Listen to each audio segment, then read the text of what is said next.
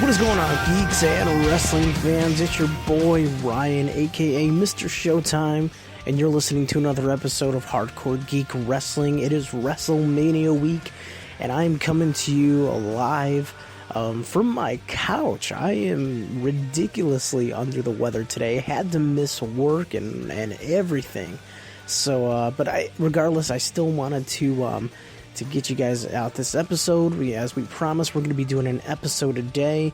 So if you guys notice a little bit of a difference with the audio quality, I am recording this audio on my phone, so we're not going live or anything like that.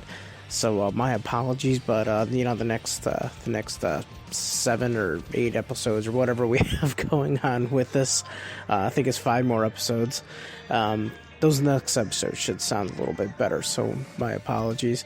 Guys, before we get into anything, I do want to thank you all for your listens, your downloads, your subscriptions, and as always, you can check us out at hardcoregeekcast.com.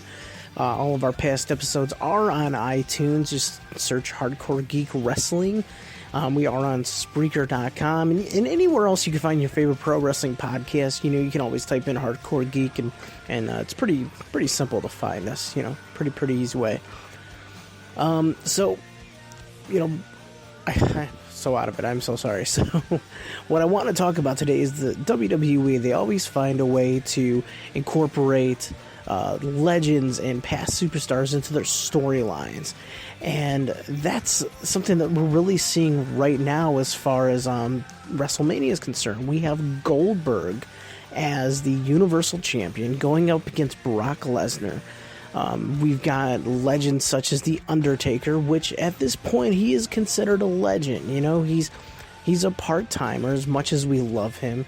And, that's always a highlight match right there. Another individual who we are really looking at right now as, I guess you can kind of call him a part-timer and a legend is the man himself, Triple H.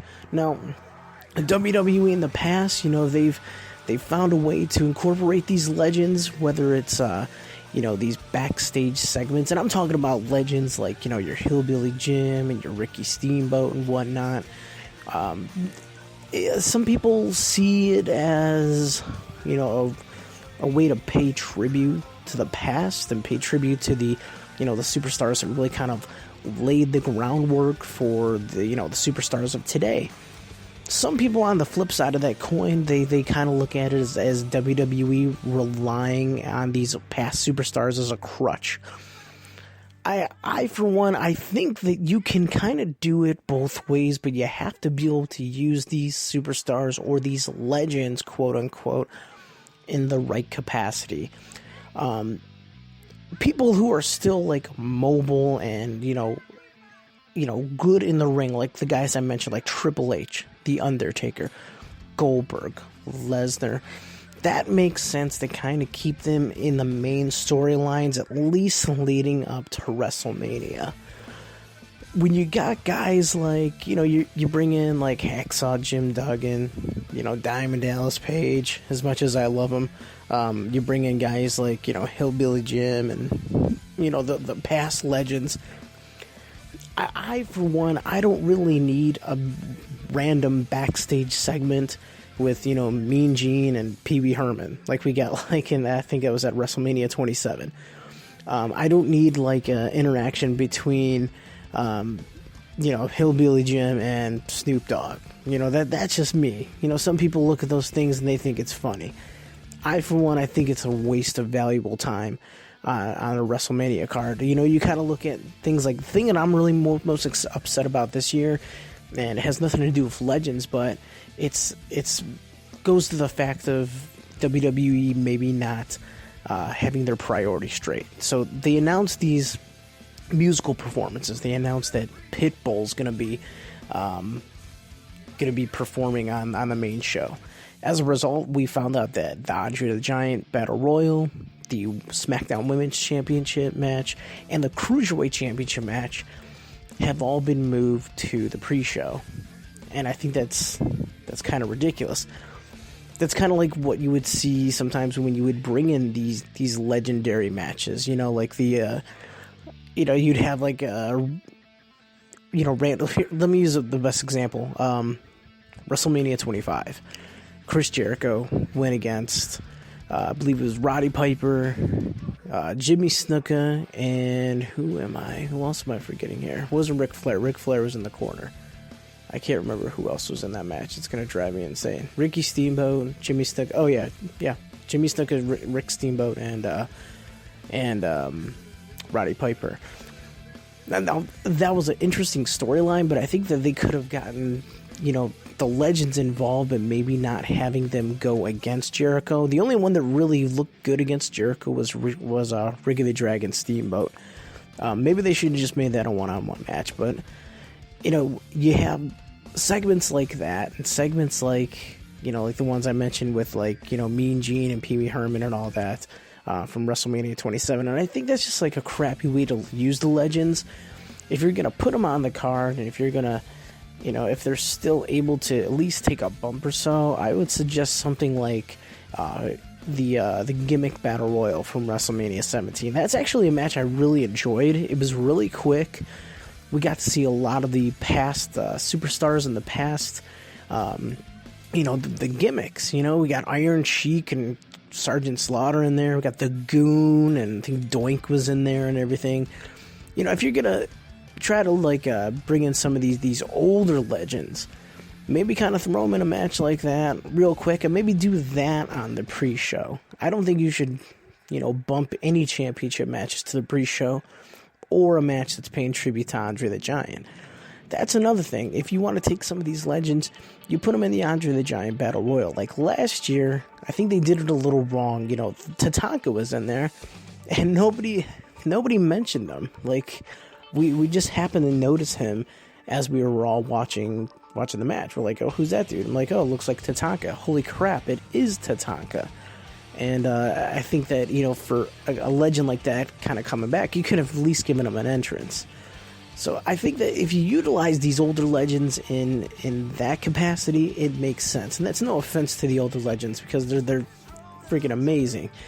But then you have the part-timers, and I think the part-timers, you have to use them right too. Like the way they use The Undertaker, it's an attraction match, and it makes sense. The way they're using Triple H, it's an attraction match, and with a great storyline, by the way, between him and Seth Rollins. That makes sense. Goldberg being the Universal Champion, or being a champion in general, to me, it really doesn't make sense. I think that you need to use him and Lesnar in that same attraction capacity, and it's really what they're doing, but they're doing it using the championship. So, if Goldberg retains the title, then I think that's going to be a huge mistake, because since Goldberg's come back, we haven't seen him wrestle longer than 2 or 3 minutes. All of his singles matches have been less than a minute. I understand the first time doing that for the shock factor of him beating Lesnar, but the whole thing with him doing that with Kevin Owens, I think that was a load of crap. It really makes me worry, especially after last night's Monday Night Raw, with him just hitting one spear on Brock Lesnar, and that's it. It really has me worried about this main event of WrestleMania 33. Is this match going to go any longer than it has, in the past? Or are we going to get another WrestleMania 20 match from them? I really think that would be terrible. That would just be horrible for a main event of WrestleMania. On the flip side of that coin, if Brock Lesnar wins the title, last time he was the champion, he was what it was. He was a part-timer with the championship. And at that time, WWE only had one world champion. I think it would be easier for them to kind of get away with it now that we have the Universal and the WWE Championship. But in my opinion, if I were going to be doing the booking, any kind of fantasy booking myself, I would have Lesnar win the title and drop it the next night to somebody like, either Samoa Joe or a Finn Balor or something like that. Somebody that he can build a program with going forward, but it'll give him an opportunity to take the time off that he's going to need. It would be a nice send-off for Goldberg to, have his final address on Monday Night Raw, and that could be the end of that program.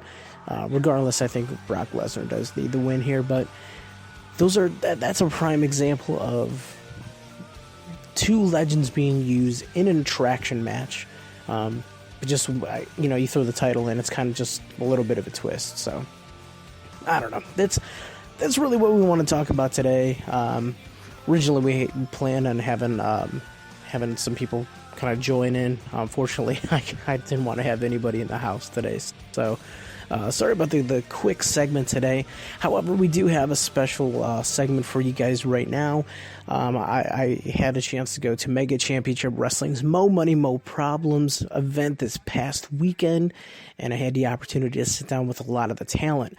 And speaking of legends, the man that you're going to be hearing from in just a moment here, thinks of himself as being a legend today, and I totally agree. The guy is freaking amazing. He's the heir apparent Chris LeRusso.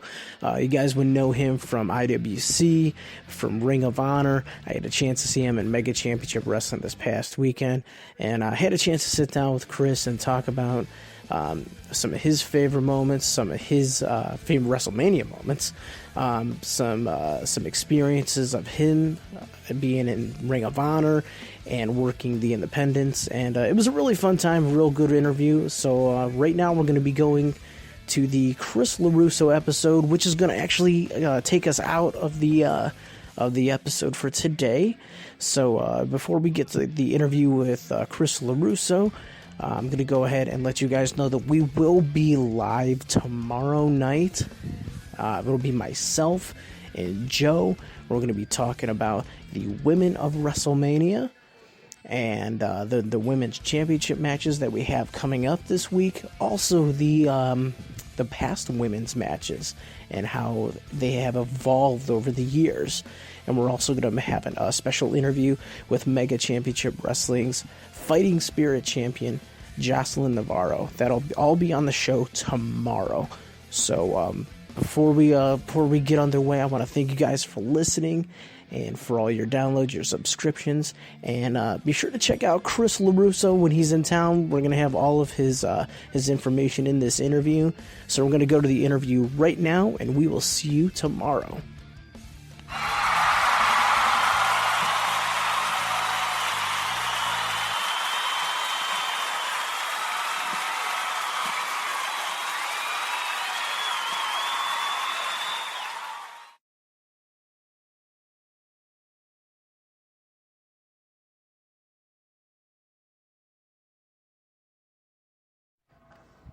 Geeks and wrestling fans, we are back for another segment of Hardcore Geek Wrestling. It's WrestleMania week, and we're here in beautiful Elyria, Ohio. I'm at Mega Championship Wrestling's Mo Money, Mo Problems, and sitting with me in a stoic dark corner, because that's how we roll around here. That's right.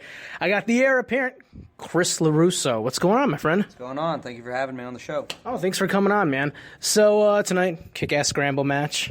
May not have ended how you wanted it, but I mean, it was amazing. Well, I mean, that's actually not my forte. While I know that, especially here in the Cleveland area, that style of match has been, really popular and stuff. I've not been in a lot of scrambles in my career, so it was kind of good to get out of my comfort zone and try something I don't normally do. Didn't come out on the winning end, but hopefully another shot at that Infinity titles in my future. A lot of great competitors, and Josh was saying fantastic talent, and like to tangle it up with him one more time, hopefully one-on-one. Okay, gotcha. Yeah, no, everybody in the match, it was just like, it was, trying to focus on everything that's going on. It was just action everywhere. So I love that stuff. I mean, as a fan, other side of the spectrum, it's just like, totally get that. So, you're back here in Mega. We've had a chance to see you in Mega before. The Premier Championship Wrestling as well. IWC. We also had some opportunities to go to Ring of Honor too. Yes. Can we talk about that? Sure. Let's talk about Ring of Honor a little. A couple weeks ago, I was fortunate enough to be in the 2017 Top Prospects Tournament. That was just an absolutely amazing experience, and one of the things that made it even more special was that it was in my hometown of Pittsburgh, Pennsylvania. So we were at Stage AE, and I was blown away by not just the opportunity, but the reception that I got, and I really wasn't expecting it. And I think you can see on the television broadcast, there's a moment where you see me kind of like lean back, like, oh my God, I was honestly not expecting the reaction and the reception that I got when I came out there. Just absolutely incredible. Incredible to even be in the tournament and even get a chance to apply my trade in Ring of Honor. So really, really special moment in my career. Oh, I totally get it. I mean, and even before, doing that, you've had an opportunity to do, a lot of different promotions, kind of just get your name out there. We named, IWC. We also have Northeast Wrestling as well. I really like that promotion. Mm-hmm. They have it's just the cards are so unique. They bring in so many talents from all over the place, but they still make a point to showcase, the regulars that are on the show. Yeah, they have a really, some of those shows you see the talent, the big guy. I'm not sure, can we legally call him Ryback, or is he just the big guy? I'm not sure. I haven't gotten sued yet. So okay, but the Hardys, Working Hansen, who's for Ring of Honor, Cody Rhodes, Kurt Angle, I've seen on a couple of those shows. It's just amazing. But a couple, maybe about a little more than a year ago at this point, had the opportunity to wrestle Andrew Palace at one of their Ballfield shows, and that was incredible. Just a huge crowd. The other thing that was really kind of unique about that whole experience is the Hardys were on that show, and it was a week after the final Deletion had aired. Oh my God! So that was the talk of the wrestling world, and I think really drew the crowd, and that was cool to also see, because I had a chance to talk to Matt for just a moment, but to hear some of the ideas and hear some of the things that they were. I found out the final Deletion was originally supposed to be even crazier. Really? Yes, there was things that they had in mind that they could not do. There was apparently a battle on. I don't know if have you seen the final Deletion? I've watched it over and over again. I've seen the Great Battle, all of those. Okay. I love it. The final Deletion has the famous dilapidated boat. Okay. Apparently, and you can believe me or not, this is coming from Mr. Hardy. There was originally supposed to be a battle on the dilapidated boat in the lake. Okay. That I see this happening. That just a couple takes and a couple attempts to. Okay, we'll have someone in the water stabilize the boat. All right, we'll have someone. You know what? This just isn't going to work. And just to hear that, as crazy as that was, it almost was even crazier. Just blew my mind, and especially when that happened, it blew everyone's mind because nobody had seen anything like that in pro wrestling before. Totally get it. Speaking of the Hardys, obviously they're ROH tag champs now. Mm-hmm. Is it kind of cool? Obviously we get to see them with, we were seeing them in TNA, Impact Wrestling, whatever they want to call themselves right now. With them being an ROH, and there's all this. You read these dirt sheets. They got the controversy of all these. Do you care to comment on that, or is that? I think that the lawyers will, as they always do, work that stuff out. I think that, and I'll comment on this, if maybe not directly on the situation, but I will tip my cap to Matt and Jeff Hardy for having the courage to. They're veterans. They've been in this business a very long time. They've had success. They've had a brand, a name. And it took a lot of courage for them to take what they had and try something completely different. Mm-hmm. And to go another direction. Because, there's a lot of people who, when you reach a certain comfort level in this business, a level of success where it's you are hesitant to change anything for fear of losing the success you've had or whatnot. And for them to go completely in another direction and try something totally new and try and reinvent themselves, that takes a lot of guts, man. My hat's off to the Hardys for having the courage to go back to the lab and try something new. Yeah, and then obviously it took off, because, my boy James, a.k.a. Daddy Fat Nasty, I always have to send a shout-out to him every day. I'm like, hey, man, how's your day going? He's like, oh, delightful. So, I mean, it's just a thing now. It's over. It's over. So, flipping the script, you've had an opportunity to work with a lot of guys. Sure. Some, mainstream guys, maybe some guys that are maybe still making their name. Mm-hmm. Do you have anybody that you want to plug, anybody that, just clicks with you, or anybody that maybe you haven't worked with that you're just dying to work with? Wow. I mean, I will say the two opponents that immediately spring to mind, and this is I've had some great opponents, but the two that immediately spring to mind, people I had just amazing chemistry with, was Andrew Palace, former IWC Super Indie champion, who we went to war all of last year, and he was somebody who, from the jump street, we were just on the same wavelength, and we could have matches, and it was like reading each other's minds at times. Just somebody who I've never had more immediate chemistry with. And then another one which really surprised me was my match with Davey Richards a couple years ago. Davey Richards was somebody who, whose reputation has preceded him, former world champion, but also somebody who has a reputation of somebody you don't want to piss off. Okay. And do you care to elaborate? Just Davey's a very tough man, and if you cross him, it will not be a good day at the office for you. But Davey couldn't have been any more of a professional, was absolutely fantastic. And again, somebody who I was really surprised that, and somebody who I honestly looked up to, like I said, former world champion, somebody who had really brought a new level of intensity and success at PWG and Ring of Honor, and at that point Impact Wrestling.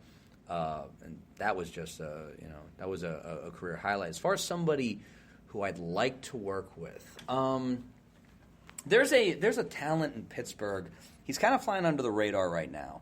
His name is Lee Moriarty. He is somebody who I think you're going to be talking about a lot in the next 3 to 5 years. I haven't had the opportunity to wrestle him yet, but I have seen some of his work, and there's something about him that immediately screams out, okay, there's something. I don't know if it's fully developed. I don't know if it's fully polished, but remember the name Lee Moriarty, because I think he might be somebody who develops into something quite special. And I guess one that's kind of a pipe dream, because we hear the rumors about him maybe on his way up to the WWE, New Japan, different things like that. I've always been a big fan of the work of Adam Cole, and it would be somebody who I would really want to, before I unlace the boots for the last time, would love to get into the ring with him one-on-one at some point. Just fantastic talent. Everything he does is on point. Very, very, very impressed, and a big fan of his as well. And to be quite frank, a fan of his work. So. Oh yeah, absolutely. I mean, he's a multi-time world champion, but even on top of that, the guy is a good talker. Mm-hmm. Good in the ring. Could pretty much work with anybody. From you've seen him working with Jay Lethal to dudes like Big Mike Elgin.